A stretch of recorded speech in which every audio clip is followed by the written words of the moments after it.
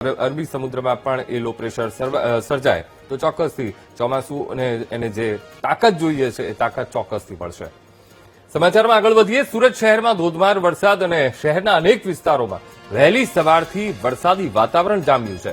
કતારગામ, ડભોલી, રાંદેર અને અડાજણ સહિતના વિસ્તારોમાં વરસાદ પડ્યો. સુરતમાં મોડી રાતથી વરસાદી વાતાવરણ જામ્યું છે. વરસાદથી લોકોને ગરમીમાંથી આંશિક રાહત મળી છે. આજ મુદ્દે સંવાદદાતા ધ્રુવ ઓનલાઈન પર. ધ્રુવ, સુરત શહેરમાં ધોધમાર વરસાદ, વહેલી સવારથી વરસાદી માહોલ જામ્યો છે, કેવી સ્થિતિ?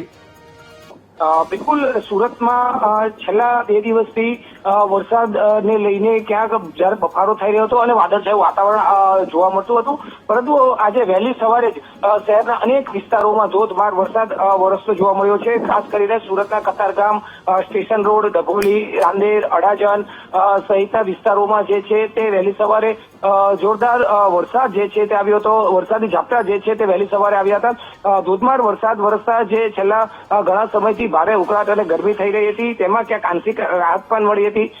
શહેરમાં ભેજનું પ્રમાણ પણ વધ્યું હતું, એટલે કે કહી શકાય કે જે લોકો વરસાદની રાહ જોઈ રહ્યા હતા, ક્યાંક આજે આ વહેલી સવારથી આ વરસાદ વરસતા ક્યાંક વરસાદનું આગમન થઈ ગયું અને ચોમાસાનું કદાચ આજે આગમન થઈ ગયું તેવું માનવામાં આવી રહ્યું છે.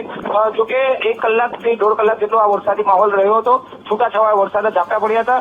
ત્યારબાદ ફરી એક વખત શહેરમાં જે છે તે તડકો જોવા મળ્યો છે, પરંતુ હજુ પણ જુદા જુદા વિસ્તારોમાં વાદળછાયા વાતાવરણ સાથે વરસાદી માહોલ જોવા મળી રહ્યો છે અને ધોધમાર વરસાદ વહેલી સવારે જુદા જુદા વિસ્તારોમાં વરસતા શહેરમાં અનેરી ઠંડક પણ પસરી છે. જી બિલકુલ ધ્રુવ, સમગ્ર માહિતી સાથે જોડાવા બદલ આપનો આભાર.